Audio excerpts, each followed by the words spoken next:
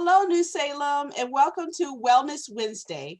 I'm Carla Coleman, Director of Communications for New Salem Baptist Church, and I want to thank you for joining us for this special edition where we are blessed to have with us Dr. Kim Carter, the Igniter, author, consultant, and speaker, and Strayer University campus dean. We also have a group of our Wellness Wednesday viewers to listen in, participate, and ask a few questions along the way, just to kind of keep the engagement going. So thank you all for joining in and listening to our recording.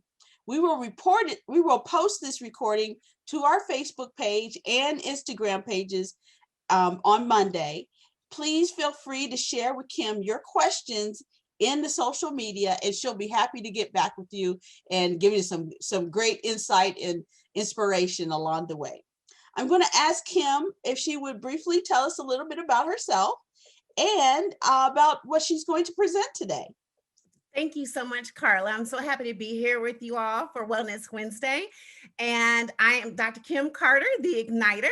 I am an author, consultant, and speaker. I also am a campus dean with Strayer University. So a Jill of all trades, happy to be here with you to set the new year off on fire. So we want to talk today about setting goals that give us a phenomenal presence. So let's rock and roll if we're all ready to jump in. I hope you have pen and paper because I am going to be asking you questions and I hope you're going to be taking notes along the way.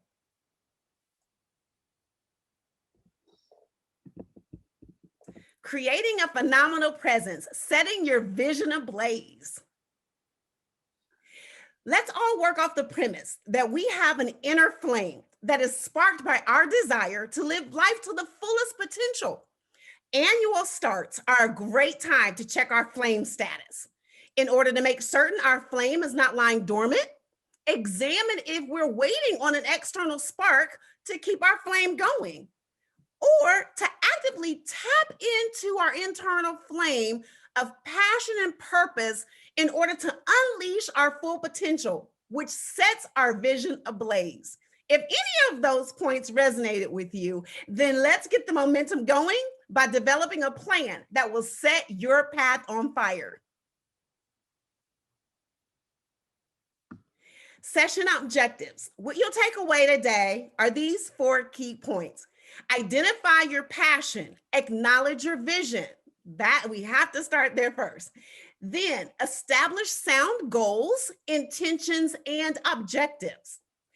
Third, write your phenomenal plan and live it. And then celebrate the wins. So let's get going. Identifying your passion and identifying your vision. This is Dr. Kim's definition. To set a vision, visualize how you'll live out your phenomenal presence using your gifts and your talents to intentionally ignite positive contributions in the world. To set a vision, visualize how you will live out your phenomenal presence using your gifts and your talents to intentionally ignite positive contributions in the world. There's a key thing I want you to notice right here. Visualize how you will live out your phenomenal presence. There will be so many people who will put their vision on you and tell you what they think you should be doing, how you should live your life, what your purpose and passion is, their vision on you. And as you can see, that doesn't fit. So I want to make sure that as we spend our time together today, that you focus on your vision. These are Kim Carter's.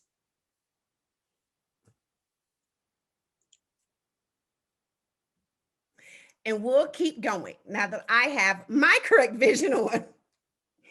So in order to do that, I want to make sure that you know what your vision is, that you know what you're passionate about, because this is what your goals are going to lead to. So you start with your vision, and then you think on what are the steps, what are the actions, how am I going to live my life to live this vision out? So if you have your vision, great. Hold on one second, because there may be someone who doesn't. So what you want to think about when establishing your vision is, what were you born to do? What do you believe you were born to do? What is your big dream? What do you want to accomplish in your lifetime? What do you want to accomplish today, tomorrow, next year? What impact do you want to have? What imprint do you want to leave on this earth? What do people say you're great at? Identify your greatness. What keeps you up all night? And I don't mean in a bad way. Keeps you up all night, meaning it's on your mind. You think about it all the time. You can't stop thinking about it. You can't wait to get back to it. What is that thing? What is the first thing on your mind when you wake up in the morning? You wake up, we're grateful for a new day, for life, for breath, for mobility. And then what is it that we're running to get to that we just can't wait to start for the day? What is that thing? What actions do you do that doesn't seem like work or school or anything tenuous? What are those things? And what do you see yourself doing? It's January. So what do you see yourself doing in April and October, next January, next September, 5 years from now, 7 years from now, 10 years from now? What is that vision that you have for your life? What is that passion that's driving your forward movement? So you have your pens and papers. I hope you have written down some things. If not, we can talk about it and we can help you get your vision established. And I'm going to share mine with you in just a hot second. The one thing I want to make sure as we're thinking about our vision, and I hope as you're writing things down that you're good at, that you think about all the time, that you can't wait to go run and do. Maybe it's writing a book. Maybe it's serving in the community. Maybe it's singing your voice to encourage and inspire others. Maybe it is working with a group of students, trying to, really get them to get their light bulbs to turn on. What about that thing that you can't wait to do, that you know your purpose to do? What is that? And before we set goals and talk about that, we have to make sure there's nothing blocking the way, that there's nothing standing in the way of our vision and our walking out the goals that we set. So there's two things I want to make sure that are not standing in the way. And everything that you can think about that can come in your way falls into these two categories. One is, do not get stuck on someday aisle. You know how you're going down the grocery store and you have different aisles you go down? Well, there's an aisle called someday aisle. Someday I'm going to be a writer. Someday I'm going to finish that book. Someday I am going to learn how to fly a plane. Someday I'm going to go skiing. Someday I'm going to get that job that I want working with K through 12 children. Someday I'm going to become a school principal. Someday I'm going to become a college dean. Someday I'm going to be the president of the United States of America. Someday, someday, someday. If you don't do anything to move in that direction, you will stay stuck on someday owl. So I need you to take all those things that are in someday, throw them out the window, and recognize that today is the day that you start your journey towards your vision, towards your purpose, towards your passion. There's no more someday. It's today. It's today. Oprah Winfrey has a great quote that goes right along with this, and it says, the only courage you ever need is the courage to live the life of your dreams. The only courage you ever need is the courage to live the life of your dreams. The other place I don't ever want you to go ever again is I'm not enough syndrome. Avoid the I'm not enough syndrome. I can't be college president yet because I don't have enough experience. Can't write that book yet because I don't have enough editing skills. Or I can't go work with K through 12 because I just don't have enough of what it takes to work with the young people. I don't have enough education. I don't have enough resources. I don't have enough money. I don't have enough people in my network. I don't have.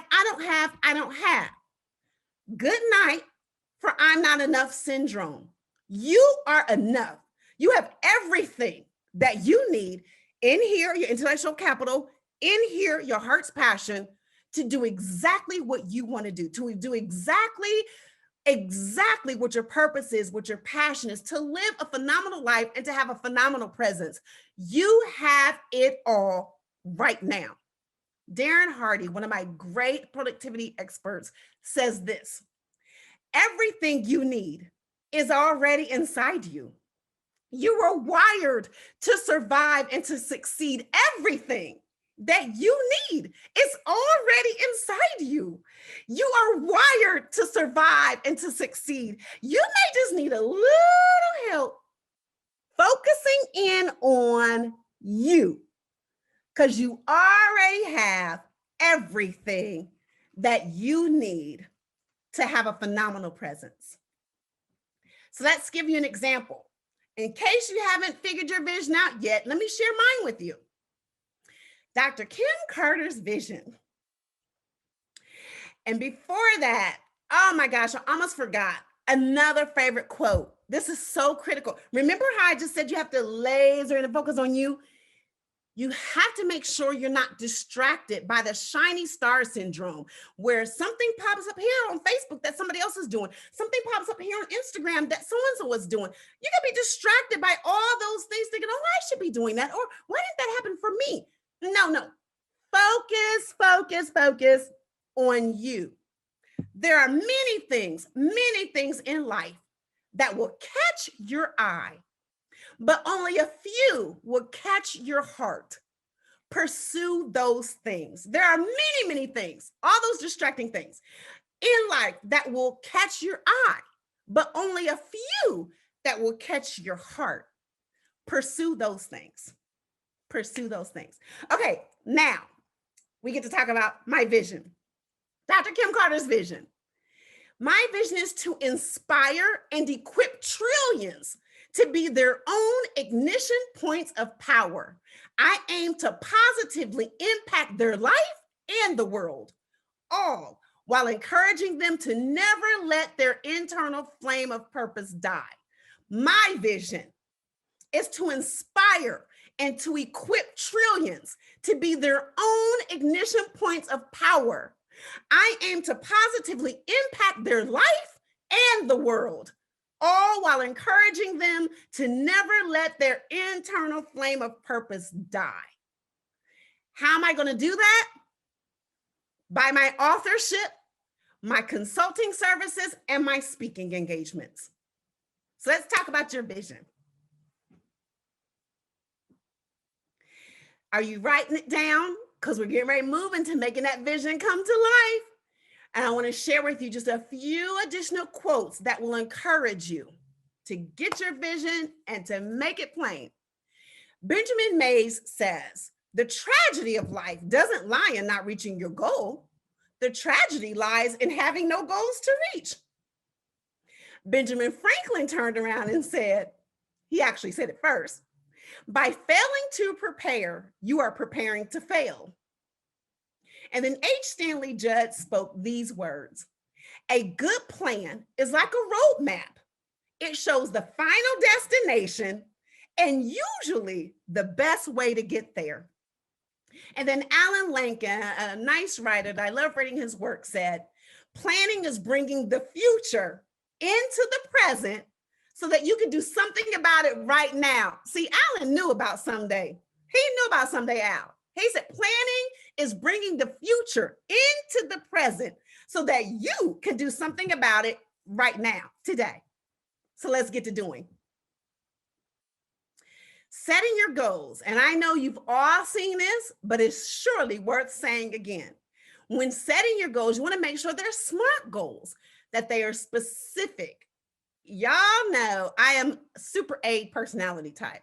So my goals may be a little bit more specific than what you're willing to go today. However, they need to be very specific. Why?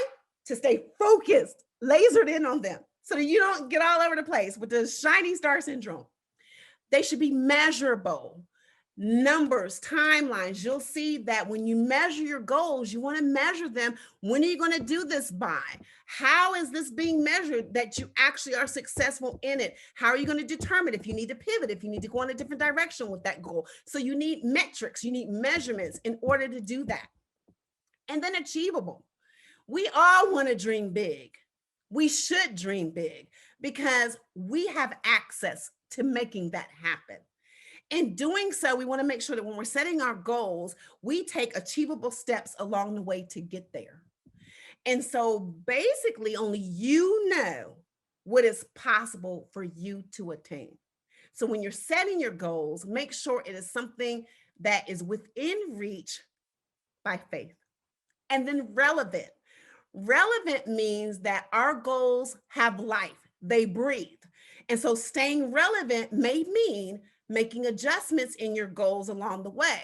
When you want to remain relevant, means you want to make sure it's applicable for where you are today and where you're going tomorrow. So make sure they stay relevant in nature. And then time limited. Okay, so we can't have goals that just get transferred from one year to the next. Well, you can, but you're not supposed to have a bunch of those, right? And so when you think about your goals and you think about the time limit for them, I want to be specific and set my goals for 2021, 22, 7 years out, 10 years out, and so forth. There aren't any goals that have an open end date. They all should have an end date to say when you believe you're going to reach them. Some may move, some may change, but there should always be a date there. So let's keep that in mind. So I'm going to share with you some of my goals that align with my vision. So you've already heard what my vision is. So I'm going to share with you my goals. These are called my next 5. Whenever I goal set, I think about my next 5 big things. And so here are my next 5. The first one is to become a regional vice provost. So I'm a campus dean. The next step for me is a regional vice provost position. And then the next step after that is to be a college president. So you all may know, and if you didn't, you know now, I want to be a college president.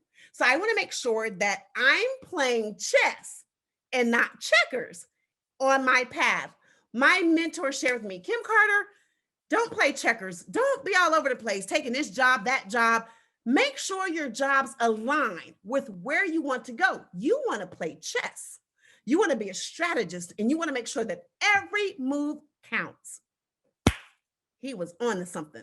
So I'm playing chess. So my next move is regional VP and then president.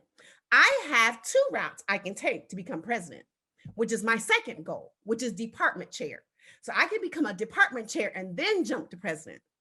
So I want to make sure to convey to you that you may have a goal. There may be different ways to reach it. So make sure you explore all those different travel paths that can help you to reach your goal. It's best to plan for as many things as you can so that you can plan for when detours come along the way.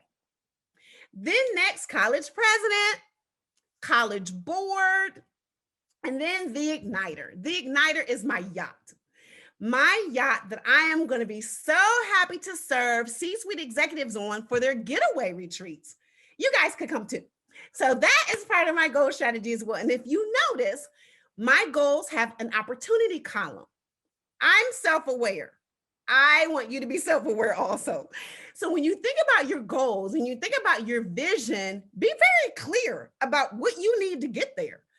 And sometimes the need is an opportunity that is within yourself or an opportunity externally that's going to help you get to where you want to go. So for instance, if I want to become a regional vice provost, the opportunity is about my performance. I can't just be okay with excellent. My performance needs to be exceptional, above excellence, exceptional. Why?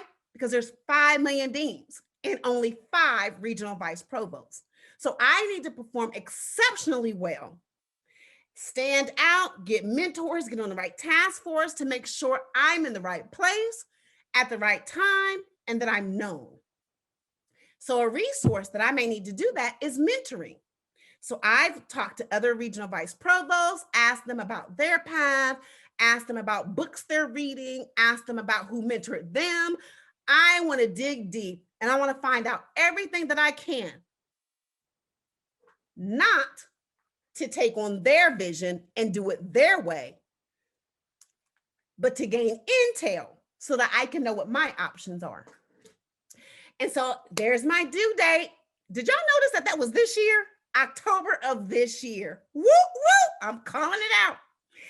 And so you'll see that all of the goals have opportunity areas, resources that are needed, and due dates. I'll give another example, department chair. Our department chairs and any department chair is really going to look for how innovative you are. Any organization you're a part of is going to look for efficiencies and look for innovations, innovative ideas. I'm always giving innovative ideas because I want to demonstrate that I'm thinking bigger than the position that I'm in. You've probably heard you want to dress for the position you're going to be in, not the one that you're in. You want to take on the task and behaviors of the position that you're going to, not the one that you're in. There aren't many other deans that are throwing out innovative ideas, trying to save our organization money or trying to streamline and scale our activities. I think about that all the time, and I'm constantly submitting ideas. And guess what? When my ideas get taken, my name gets blasted everywhere. The CEO of the company knows about it. They used to pay you, but I'm good with that. As long as they know I'm contributing, that's all that matters. So be an innovative thinker. Think about what the person in the next position is doing and do that. Matter of fact, you learned this in driving school. When you're driving, they tell you, don't look at the person in front of you. Look at the person in front of them. Y'all remember that? Don't look at the person in front of you. Look at the person in front of that person. So when I'm thinking about being innovative and I'm asking to be on task force and things of that nature, I'm thinking about what the person in front of me is doing, but I'm also thinking about what the person in front of them is doing, so that I make sure that I play chess well and that I make my moves in very good sync that makes sense for the bigger picture. And then you see college president, college board, and then the igniter. So you'll see some of the opportunities: exposure, skill set, knowledge, and abilities. There may be additional skill sets that I need to learn. So right now, my boss is mentoring me. And there's a part of her job that I don't know how to do, just one part. And so she is mentoring me and showing me how to do that part. And I'm so grateful for opening my mouth and being humble enough and transparent enough to say to her, when she asks, what can I do to support your growth? I can tell you exactly what you can do to support my growth. You can show me how you guys make those business decisions about those different reports and where they come from and how those numbers work together. That's the area I need to get stronger in so that I'm ready. And so don't be afraid to tell what opportunities you need. Don't be afraid to open your mouth. Listen, she may have asked that one time, what can I do to help your growth? But she didn't ask about those task force that I sit on. I asked. I wanted to be on the academic integrity committee and I wanted to be on the regional employability committee because those committees serves the entire school's population beyond my department. And I'm interested in those areas, and those are key areas in serving our students. And so what did I do? I contacted the chairperson who was over the academic integrity committee. And I said, when is your next seat coming available? I want to be in position to get that. And she let me know when the next rotation was coming. I watched it like a hawk, put it in my day planner, everything. And when that time came, I emailed her, Dr. Palmer, do you remember me asking you about that next position? Is it still available? My boss will be happy to make me a recommendation to take that seat. And I went to my boss, said, this is what I want to do. I need you to recommend me, blah, blah, blah, blah, blah. And it happened. So I was so happy to be able to send that committee. So you have to be courageous, self-aware, courageous, and know your opportunities and know what you need. And then know the resources that you need to get there to make it happen. And if you need a little bit of courage, call me. I will loan you my belief system in you. I will encourage you and I will make sure that I cover you so that you can follow the path to set your vision on fire, to live your phenomenal presence. Now it's your turn. And now I'm hoping to get some engagement. You know about the vision, you know about the purpose, you know about the plan. I've shared with you my vision. I've shared with you my next 5. Now it is your turn. Let's hear some of the goals that you have. So please share some of your goals and let's look at the opportunity, resources, and your date. Who's willing to share first? Now, don't make me call names.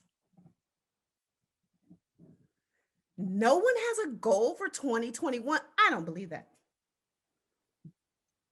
Well, there has to be one goal out there. Come on, everyone. Okay, So I'm gonna Kim, have my, oh, go ahead. okay, so Kim, I'll share one of my goals for 2021. And that goal is, how do I use my current position at my organization to be more engaged in the community and to give back more and be more, since we've been challenged for that, as well as to complete the board training that the bank offers. Perfect. Thank you so much, Cheryl, for putting your goal out there. Do I see a pen and paper? Let's talk about your goal. Let's work out Cheryl's goal. So Cheryl, if your goal is to take your skill sets that you have at your current position, do you mind if I share what your position is? She works at a financial institution. Let me say that. Yeah, you can say that. You can say what my position is. Just don't name it. Yeah, it's fine. Yeah, because this is live and it's going on Facebook. So Right. so Cheryl works at a financial institution. So you can imagine the type of skill sets that you would have in that industry. You're going to have business acumen, you're going to have leadership, because you are going to have people, talent development matters that fall up under you. You are also going to have opportunities for networking and for financial acuteness and awareness. So Cheryl has a lot of skill sets that she has gleaned and learned and experienced to get to where she is today. So how does she parlay those into working in the community? That was one of the things she wanted to do. So I'll give Cheryl a challenge and say, Cheryl, it's January.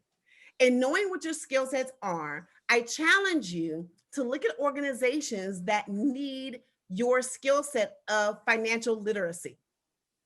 Financial literacy is one. And so when you think about financial literacy and helping people understand credit, helping them understand finances, helping them understand budgets, people need to know that. And there's organizations out there that are looking, begging for volunteers to help in that area. And everybody's help right now, Zoom, Skype, webinars, Teams. And so when you think about it, and I can name a few organizations right off the top of my head, I know that the 100 Coalition for Black Women of Columbus, that they have an education arm and they have a financial literacy arm that's constantly looking for ways that we can reach our high school students and getting them prepared for financial literacy and how to bring that into adulthood, how to bring that into community. Also, there are tons of people that have been downsized and otherwise due to COVID and other things that's been happening in our world that now are functioning off of limited income, a different set of income altogether. And they don't know what to do. They don't know how to manage that, how to scale back. So you have great intel to help them to know what to look for, how to scale back, how to pivot, how to adjust a budget, ways that you can save, how to protect your credit in times like these. You know, and it could be a simple thing as making a phone call. So those are just some things. And then you have your leadership component. Because you are a leader of your organization, you also can mentor to help other persons that are in the industry understand what are the leadership tenets that are needed to have the job that I have and the job before me and the job that goes beyond that. So there's several ways that you can take your skill sets and match them to community, whether it's working with adults who have been impacted economically by COVID, or whether it's working with children, not children, really teenagers, children too, to get them prepared to go into the world. And so I challenge you that within the next 30 days, you go Google different organizations that you might be interested in, that you know are sound organizations to become a part of, that have different committees or tenants that address those skill sets that you know you have that you can share. And so, and I know you have others, I'm not gonna put all your business out, but you have other skill sets that can be parlayed in different venues also. So Cheryl, think about what organizational needs are there that you would be a good fit for, a good volunteer for. And because your time is so precious, you also wanna look at what time commitment would I have to make to do that? So when you start talking about community work, they're going to love new, fresh volunteers. So you want to be careful not to overextend yourself and your time. Mm-hmm. So you want to walk in the door knowing I have 2 hours a week, or I have 2 hours a month that I can dedicate to this. So when you look and find an organization, next you want to do is find out what their time commitment is and see if that aligns with the time commitment that you can make. And then give yourself an end date. How long are you willing to serve in this capacity? Is it 1 year? Is it 2 years? And be very clear about that up front, because you have seasons. So there are plenty of organizations that can use your expertise. So you may give this organization 12 months or 24 months, and then you may cycle off and go to another organization. Mm-hmm. So that's just something to get started. So we'll check back with Cheryl in 30 days. Absolutely. And Cheryl, please make sure that you also look at New Salem's nonprofit, the Community of Caring Development Foundation, which is very much interested in doing literacy, financial literacy in the coming year. So I just want to be clear, because this is going to be recorded, is that I'm not, in terms of financial literacy, because I work for the bank, there are avenues in order to get people to come out and talk to folks for that. I would not be that person. However, the other leadership pieces, and that's why, Kim, it was really good to have this conversation, because I need to narrow this, because today there are organizations that the bank works with that, and some of the groups that I sit on for the market, that I can tap into those organizations and see how they help. So, Carla, sure, I'm real familiar with the development of caring for New Salem. Working hard over here. We need all the help we can get. I know. I'm real familiar, as Kim knows.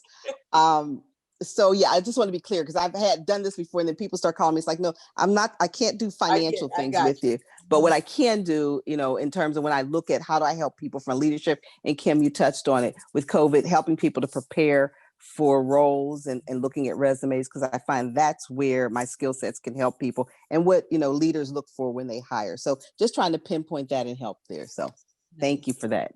Absolutely. Thank you, Cheryl. Cheryl's going to make a great mentor. And so again, watch your time, make sure it's a good fit with the organization. And as Cheryl pointed out, be very clear about what your give is. So thank you so much, Cheryl. Cheryl, we're still going to touch back base with you in 30 days and see who you decided to mentor, what group you decided to connect with. Okay. Oh, what about Deborah? I think Deborah had a goal. I did. My goal for the first quarter of the year is to take my love of card writing. I have a couple of contracts, but I really want to establish a company so I can get a line of cards. I've got a vision for a line of cards that incorporates my mom and her sayings and different things, because we just don't have enough African American cards out there, period. But to put that together and just getting my arms around it, so I'm not all over the map. I make cards all the time, but actually putting it down in a place where I can get a business concept, figure out a line. How do I get them printed off? How do I manufacture some of this stuff? How do I get them mass produce some of the stuff that I want to do, and still keep a custom card thing going, which is my absolute love. I'm doing a book to go along with it called The Power of Writing by Hand, and why it's so important for people to go back to letter writing, card writing, sending notes. I think in COVID, we figured out that it's not just enough. A text is okay, but when it's all said and done, when you're pulling out something, it feels like you have a piece of that person. When that person's gone, and I pull out a card from my mom, a letter from my mom, a person in my family, a student that's written something to me in their handwriting, it just feels like you have a piece of them. And so I'm trying to energize people's love for writing again. Thank you, Deb, so much. And Deb, that is perfect, because I have been the recipient of your beautiful, beautiful cards. Oh my gosh. Many of them. So thank you so much. And I will tell you, everybody wants these cards. And Deb, one of the things I would charge you with your pen and paper in hand, is, if you haven't already, come up with your company name. What is your company name going to be for your card business? Okay. And you can pull up 2 websites simultaneously while you're trying to figure this out. You want to pull up GoDaddy, so that you can make sure the domain for your company name is available. And you want to pull up the Secretary of State's website, so that you can simultaneously search your name on both vehicles, so that both are available, and then just snatch them up right away. I believe the Secretary of State will charge $35, GoDaddy $14.99. You can grab those up, and at least that gets your company name. Okay. Then you can go from there and start with a marketing strategy. And I have some referrals I can give you, a marketing plan and strategy for distribution, brand awareness and distribution. So you'll have a marketing strategy that will cover both of those things. So I would say within 7 days, you're going to have a shorter goal than Cheryl, because Cheryl's going to have to do a little bit more research. You're going to go straight to those sites. So have a business, get your business name together, and then talk about your marketing strategy. Because then within 30 days after that, You want to make sure you have a very strong marketing strategy that couples both social media vehicles as well as print, right? And Right. Deb and I both write for the same magazine. You do. I am going to remind Deb of that and say, Mhm. contact the owner of that publication, Mhm. get all of the print companies Uh-huh. that person uses to Okay. print distribution. So there are going to be at least 3 to 5 that owner is going to be able to provide for you. And then you're going to shop and find out which one is going to be best for you in distributing your cards. Right. And of course, you're going to tell all of us, and then we're going to be happy customers. And so, Deb, 7 days for the name, Okay. 30 days for the marketing strategy. Okay. And within that same 30 days, you're going to be interviewing and finding out about these print sources. Okay. Okay. And then that's going to get you going. Woo, it will. Thank you. This is good. I just needed a push. So thank you so much for your willingness to share. I can't wait for the world to experience what I do every my time I gosh. receive one of your cards in the mail. So thank you so Okay. Thank so you. much. And I will tell y'all a secret. Deb might be mad, but Deb, every card you have sent me, I literally, like, you know how a card is folded in two? So what I will do is I will take the top part of the card, your beautiful work, and I will slice that and use it in my scrapbooking. And then I love it. And I keep the bottom written part and I put it in my blessing jar because it has words on it. And so her cards have multiple uses. So thank you so much for sharing, Deb. Nice, very nice. So we can look at the next slide, Carla, which breaks it down even further. So Cheryl and Deb just gave us a great example. And so what I want to do is I want to take you to the next slide, which breaks your big goal down into small pieces. So you heard me share those examples with Cheryl and with Deb, and I want you to see exactly what I'm talking about. So taking my first goal, going back to my first goal, which is the regional vice provost. If you look at this, I almost call this a diagram. It actually is. When you look at it, it has 4 columns: quarterly, monthly, weekly, and daily. I personally believe, and this is just for me, if I'm not working on my goal every day, it can easily get lost. It could get lost in the bright star, shining star syndrome. It could get lost in the I'm not enough syndrome. It could get lost on someday owl, and I don't want that. So for me, I need to keep my goal right in front of me. So that means I want to work on it every day, even if it's for 5 minutes. I want to work on it every day. So here's what it looks like. To become a regional VP, these are the things I'm going to do quarterly. I'm going to go to my committee meetings. I'm going to exceed my quarterly goals. Remember, excellence is not good enough for me because there's too many things. I have to be exceptional. So I'm going to exceed those goals. And then I'm going to keep doing my innovative ideas. I'm going to make sure my mentors are in place and that I stay in good communication with them. And I'm also going to demonstrate growth and development. Always, I'm a life learner. I believe in life learning. So I'm going to constantly be finding ways to demonstrate growth and development. I will then break that down on a monthly basis. And I'll say, how many applications am I going to put in this month for the VP position? If I'm not ready to quite apply, I need to have the application done. I need to have the CV done. I need to have the resume done. I need to have several versions of it maybe. Because remember, another route down this path is department chair. And so that resume and CV is going to look a little different than the one that comes through by the way of the regional VP position. I'm going to look at benchmarking. What are those specific measurement things? I'm going to look at creative days. In order for me to be innovative, I have got to come up out of this space. So I go to the nearest big body of water that I can find, which is only 10 minutes away, thank goodness. And I have my creative day where I just look up into the sky and out into the vastness of the water. And I just dream and I pray and I'm asking for insight. And that's when the best innovative ideas come. When I have decluttered and taken everything else out and just focused on receiving ideas and generating them, the why behind the why behind the why. I ask all those questions and I get to great innovative ideas. My mentor, accountability and check-in. You can have different types of mentors, some that you watch from a distance, some that you watch up close. I prefer the up close kind because I need to ask questions. I want to have access to you. And so I get homework assignments from my mentors. And I had a check in today about an hour ago, and glad to say I had done most of what I was supposed to do. So it's good to have accountability, to be on track and to know exactly what you're supposed to do, and for someone else to hold you accountable to that so that you stay focused and you stay on your path. And network, network, network. I can't say enough about that. I then break that down into weekly goals. I watch my time management. I have a rule called 2 a day, where I'm only allowed to do 2 things a day. Otherwise, my time is not my own anymore. And I don't have time left to do the things I need to do for my vision. And so time management is key. My 2 a day rule is can't do any more than 2 things a day. Work is one of them.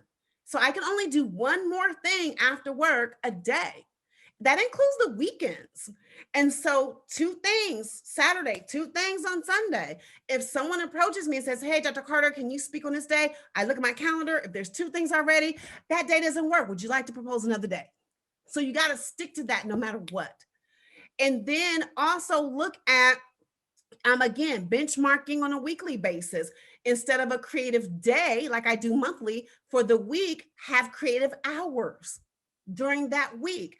Have your mentor calls, team player and leader activities. Remember I said, look at the person in front of you and the person in front of them. Make sure you're doing those activities. And then daily, what are your top 3 things you can do today? Not type 2 engagement type things, but what are the type 3 things on your to-do list that you have to get done that day? And allow that to be your focus to drive you. I have email time, and I cut off all sound whatsoever on every device, because that is a for sure distraction for me. Ding, ding, ding, an email, ding, a phone buzz, ding. I don't care who emailed. I don't care who left a message, because I got to be focused right now.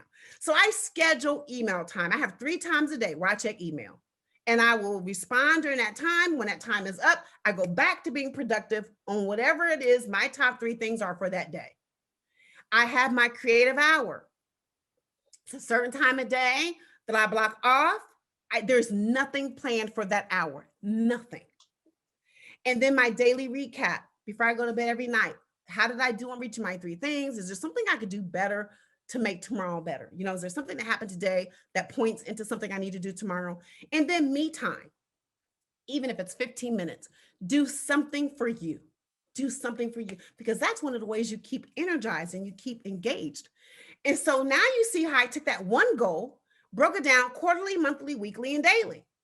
Your turn. So anybody else have any examples out there they want to talk about real quick before we begin to start wrapping things up about their goals? And if they have a goal that they wanted to break down as a group, as a team today, real quick. Don't make me call your name. Excuse me. Okay, if I do not have any volunteers, I'm gonna call on somebody's name that's not gonna be mad at me. Well, before you do, and I'll give everyone a little more time to think about it, I have to say the 2 a day is a great rule. I love that. I mean, because I do find myself, just overwhelming myself with too much, thinking, oh, I can get that done and I can fit this in. And then finding, oh my God, I've really overstressed myself and it was unnecessary. I could have moved that one particular thing to another day later in the week. No one would have known, been the wiser. So I have to say that was really, it resonated with me. Anyone else? Carla, because the 2 a day is something I came up with about 5 years ago when I hit rock bottom. I was a workaholic. I'm still a recovering workaholic. I'll admit that. But I definitely had struggles with being the yes person and taking on everything like you. Or I can squeeze that in. Anybody that knows me knows I wake up at 5 o'clock in the morning, and I have done many things between 5 and 8 that most people get done in a whole day. But that is my heightened productivity time. And so I'm clearing things out. I'm paving the way to have a great day to focus on those couple of things. And I feel so much at peace. I don't feel like I'm letting anybody down. I feel like I'm giving my all to those couple of things and not splitting myself up, trying to do this, that, and the other. It was a lifesaver. So I'm so glad that that resonated with you. The other thing I didn't share with you all is that I have writing retreats. Because I have to write content all the time, I have to schedule writing retreats because I can't get that done. That can't be a 2-a-day thing because it's just real intense. And so what I do is I schedule writing retreats twice a month. So on my calendar, there are 2 weekends out of the month where on Friday and Saturday, I write WR for writing retreat. And that means I can't schedule anything else on that day. So those are not 2-a-day days. Those are like nothing a day, but this writing retreat. And so I actually sometimes make people believe I'm going out of town somewhere, you know? And so it's like, I'm going to a writing retreat. Well, they don't know that I'm just going to my office in my house. So, but I'm going to my writing retreat. And so twice a month, I have to have the writing retreat. That's the only way I can keep up with the content that I have to constantly push out and deliver. And so I hope all this conversation has helped anyone else. Like Carla said, has the 2-a-day rule or the writing retreat helped anyone? You can take yourself off mute for a second and let us know what you think. Because at least I see heads shaking. The 2-a-days are fabulous because I'm a notorious overscheduler. You know, my life is overscheduled. I get up in the morning and I get up at 5:30. But by the end of the day, I'm still, you know, pushing to get things done and to do all kinds of stuff and to push a little bit more in. But I really believe when you're more focused. I watched Kim do the 2-a-day in person. Like I watched a woman walk over to her and asked her about speaking. And she said, I only do 2 things a day. And then she literally looked at her calendar and decided whether or not that was something she could do. So that's a major takeaway. But the writing retreat, wow. Just closing yourself off. That just sounds wonderful. Yeah. No technology, no anything, literally just writing retreat. And you all may hear me say, I'm going away this weekend, or and that just means I'm unplugging and I'm just getting that content out because it requires that. It may not be writing that you do. You may call it a me retreat because you just need to unplug from the world and take care of self. Whatever retreat you need, schedule it, guard it with your life, and do it. Love it. I think for me, I'm a supervisor, and so I've had a problem with delegating because I've always felt like if someone asked, if it was a task that someone specifically gave to me to do, even though I have leads, you know, that can help with some of those things, I was reluctant, or I have been reluctant to give that to someone else, just because I have done those things and for whatever reason, they may not have gotten it done by the due date. And so it fell back on me. So I've, you know, taken more on myself than maybe I should have, but I've made a promise to myself that this year I will start to delegate more, but I will just monitor the progress. If it's something that I've given to someone else to handle, I will just monitor that to make sure that it stays within that time frame that it needs to do. So that's for me. And the 2-a-day thing, major. Closing yourself off. There's a lock on my office door now. And I've learned to lock that door, put a sign up if I'm doing something specific where I can't be interrupted. So people have learned, don't bug her. That is awesome, Tina. Tina, I would love to encourage you to write down the things that you want to build trust in and delegate to someone else. So within the next 7 days, can you look at some activities that you can take off your plate as you build your comfort level and your trust level to trust again? You know, what are some of those things that you can either equip someone? Maybe there's some consulting or some mentoring or coaching that needs to happen so that your trust level is there and you can turn that off to them. So within the next 7 days, try to find 3 to 5 things that you can see yourself releasing and trusting and giving someone another chance to do. And then spend the next 30 days, you know, making that transaction happen. So maybe there's some coaching and some other mentoring that takes place, but by the end of that 30-day period, be ready to set that free And then to monitor, not from a micromanaging standpoint, but some check-in. Maybe schedule a weekly check-in, 5 minutes, 3 to 5 minutes. I use this little think cube. My check-ins don't last long at all because we just touch and base, because I want to guard letting you have it and not taking it back. So thank you so much for sharing that. So I do encourage you to do that. And I know your number, so I'm going to check in with you and make sure you did it. Well, check in with me too. Check in with me too, because I'm going to do it too. I'm serious. That I was listening and I said, okay, I'm taking on that challenge as well. I will, Carla. Carla, can we just share this other slide? There's some key points I really want to share with you before ending our time together today. And it's really about, I talked earlier about how detours are going to happen, right? Because they are. And so what I want to share with you is how to take advantage of them. How to take advantage of when you have to pause, when you have to pivot, when you have to look at relevancy. Remember the SMART goals? And so some points to remember are this. Vision begins on the inside, right? Inside. And it's manifested through our goals and our intentions. While these may change along the way, filling in the gaps is key. So detours are all a part of the plan. Please don't try not to get frustrated or upset when detours happen, when things don't go exactly like you planned them to go. It's hard, but fight it with all your might, because detours are intentional. They are a part of the plan. It gives you a chance to review, to make sure you're really on the right path. It gives you a chance to reimagine some things. I have to reimagine some courses. They were old and stale. So now I need to reimagine them to make them lively and pop. And so take time to reimagine some of your goals, to lighten them up for you. Get that fire burning a little bit more. Take time to reinvent. Charlie Wilson is the best at reinventing himself. I promise you. Whenever he's up here and he starts to go down a little bit, he connects with a young whippersnapper. They do something fabulous together. And then boom, he's back on top again. Reinvent yourself. Reinvent some of your goals. Refresh. Take a writing retreat and turn it into a refresh retreat.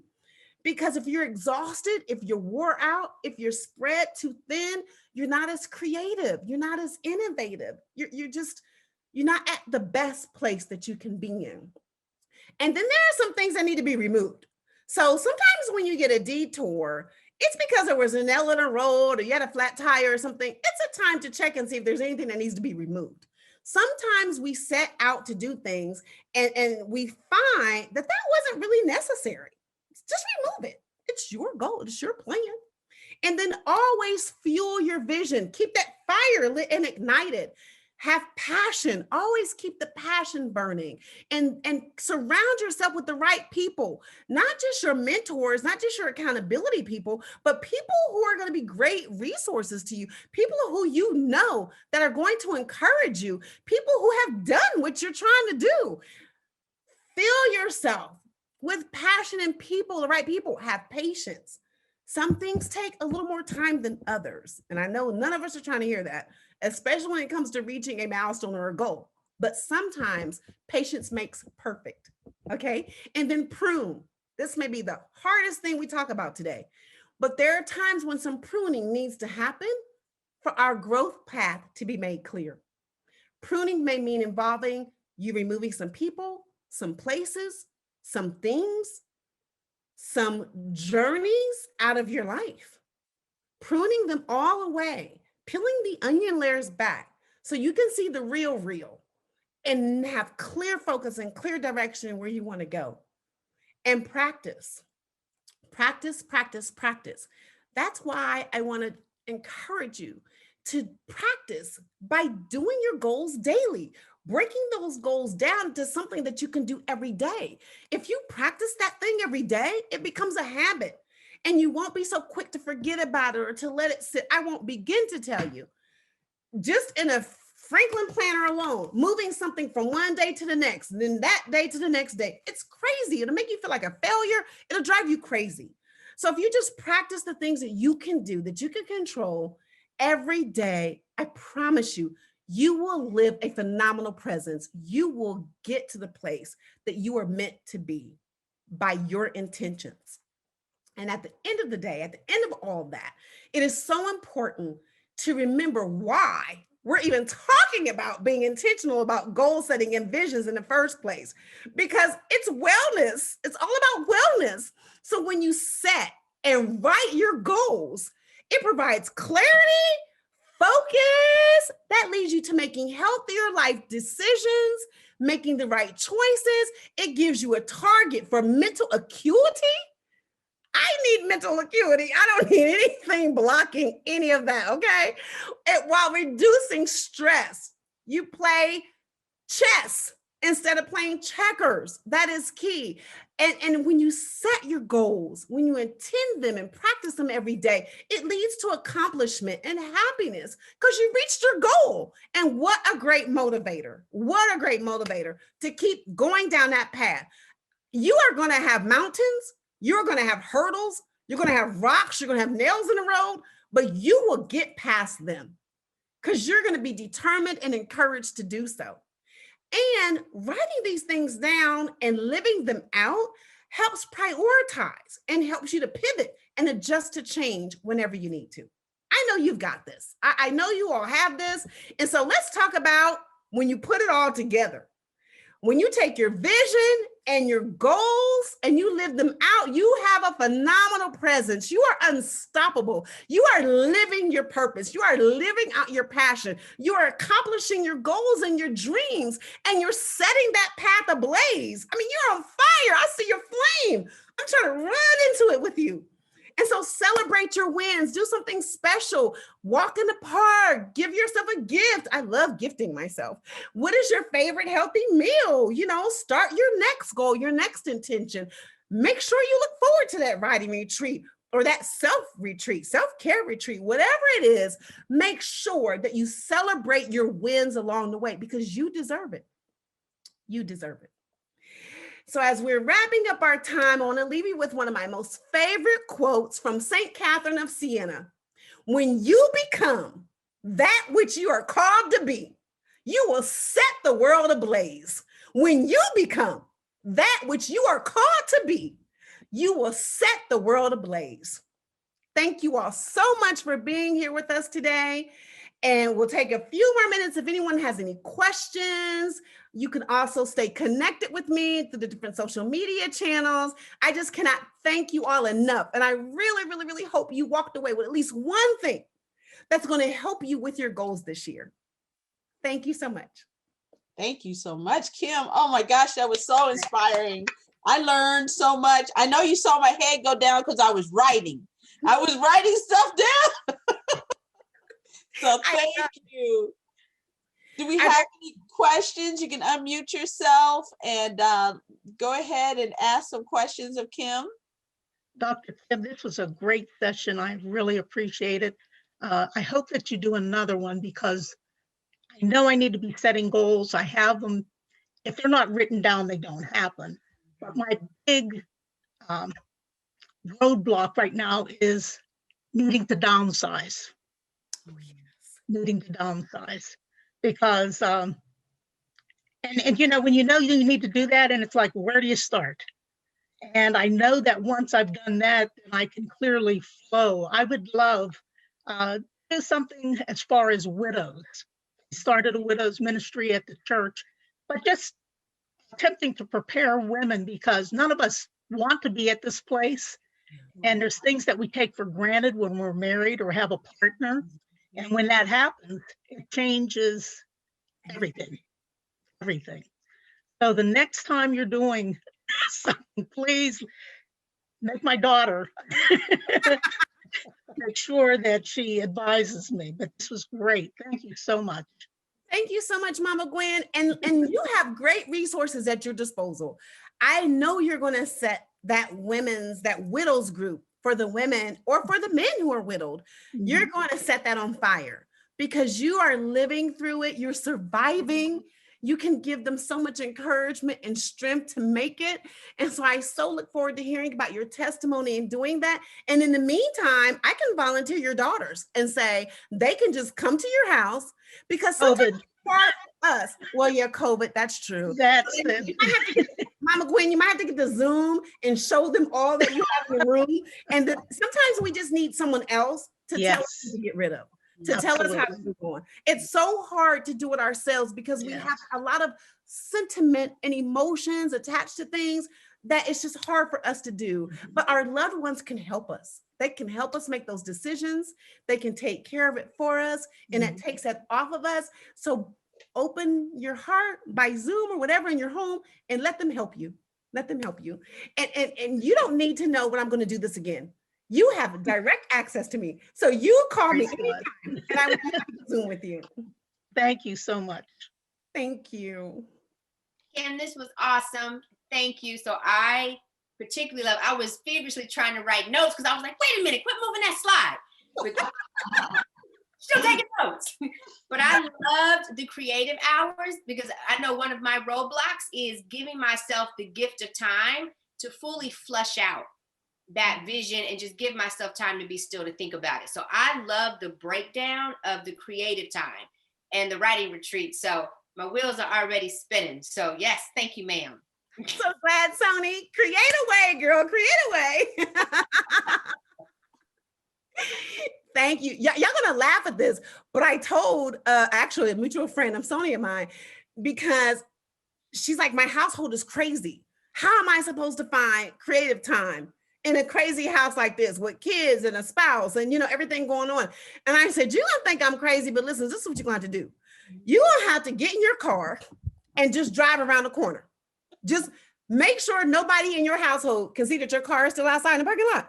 Get in the car, drive around the corner, cut the car off unless it's super cold and you got to keep the heat going, and stop and spend an hour just right there. I don't care if you take a nap. I don't care if you write something. I don't care what you do. Get out of the house.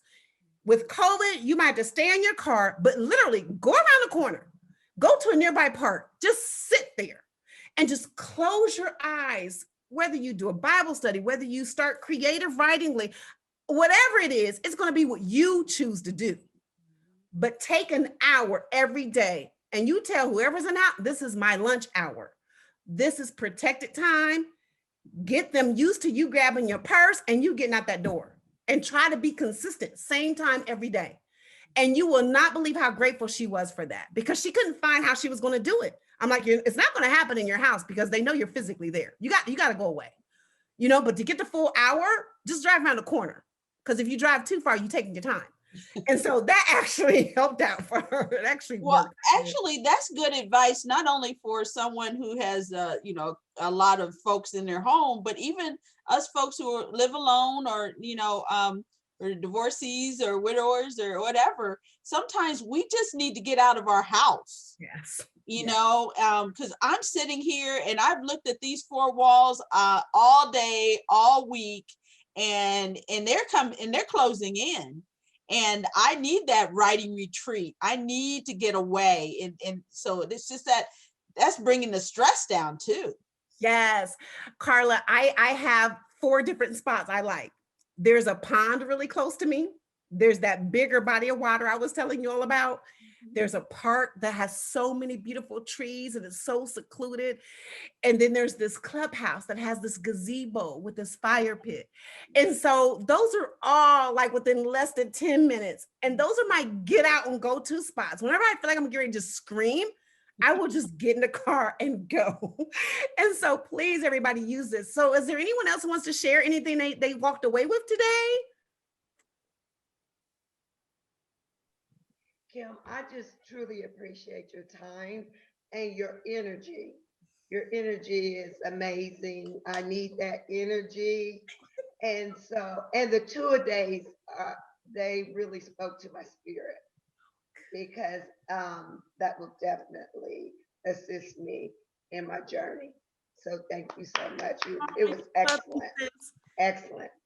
Thank you. You're welcome. Dr. Kim, what I will talk about is the reminder that detours are part of the process. That's such an important component because that's typically where we get stuck. We can have the best intention, we can set everything out, and then that detour, that roadblock, that stumbling block comes, and then we just get stuck, and then we can't move forward, we can't move sideways.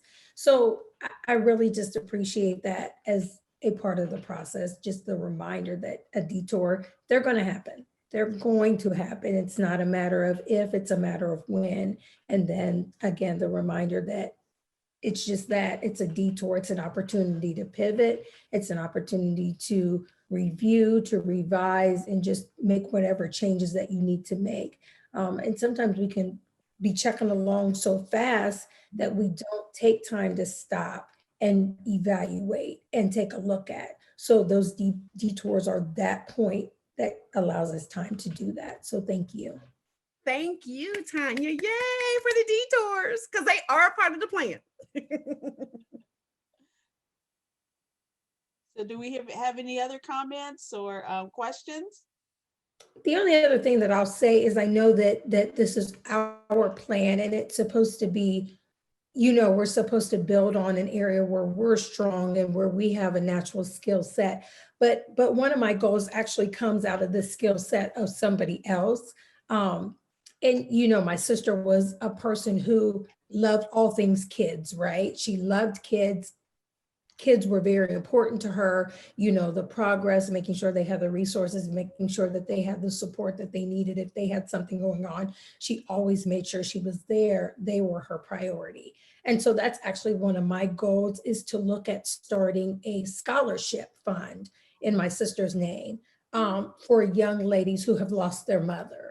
At a young age, but still want to go to college and still want that opportunity. So to utilize the community to build some capital, right, around making that available for young ladies who have lost their mother, but just need that encouragement and their boost to go on. So that's actually one of my goals that I will be contacting you. I have your number on speed dial to kind of flush some of that out and how to move forward in wanting to really start that scholarship fund. So Hey, Tanya. Hey, Tanya, make sure we reach out. I might have some resources that when you're talking about, especially if they're looking to go to college or they're in college, that I think our kids don't tap into. Phenomenal. I definitely will. So I got your number too. Yeah. Thank you. Tanya, that is so touching. I am so moved by that. And you said something that made me want to just share another point. You talked about that sometimes our visions are set on things that come from our strength areas. And I want to offer up that sometimes they don't. There are things that I want to do that do not fall in line with my areas of strength whatsoever. But I want to desperately do them. And so it may mean me partnering with someone. You know, maybe I don't do it by myself, but I partner with someone to do it. So there are things out there that we may not be the strongest at, yet that is a goal of ours. And I just encourage everyone to partner with someone to do it. I'll give you the perfect example. And then the other thing you said, Tanya, was about, you know, about Trina's vision, right? And so even though it could be someone else's vision, and we talked earlier about not adopting that as your own, but it doesn't mean we can't carry on someone's vision as something we really desire to do ourselves. So I'm so happy about what you're going to do. I want to show, I don't know how well you'll be able to see this, but I want to show you an example of something that's not in my strength area. This is my vision board. And you all saw that one of my visions was the igniter. And if you can see this, if I get this angled right, this is these right here is inside of the igniter. Can you see that? Yes. So Yes. I have no knowledge whatsoever about navigating a yacht, none. But my goal is to own this yacht. So I am partnering with my daddy Art because he does have a navigation license that he can drive this baby. And so even though it's a goal of mine and I'm not skilled in this area whatsoever, I took a class. You'll see, I took a class to become a captain, one class, and that was all I needed to know that wasn't anything I was going to be doing. And so I just decided to make sure I partnered with somebody who did. So Tanya, thank you so much for sharing that, because gave me a sense to remind us about partnering with our vision as well. We don't have to be the captains of every vision aspect. We can be partners in it too. So thank you so much. Partnering is important. I am not the creative. Tina is much more creative than I am. So yeah, that's important. And then outside of just the immediate family, the importance of collaboration and partnership. Yeah, a family and friend affair. Wow, what a great point. Anyone else before we close today? Dr. Kim, I just want to thank you so much for all the content that you provided us this afternoon. It was phenomenal. I'm so excited and definitely looking forward to part 2 of this session. In the interim, some of the documents that you showed, do we have access to that? You all absolutely do. Because you have agreed to participate in this, I will email it to every one of you. And anybody who watches our recording can certainly reach out to me directly.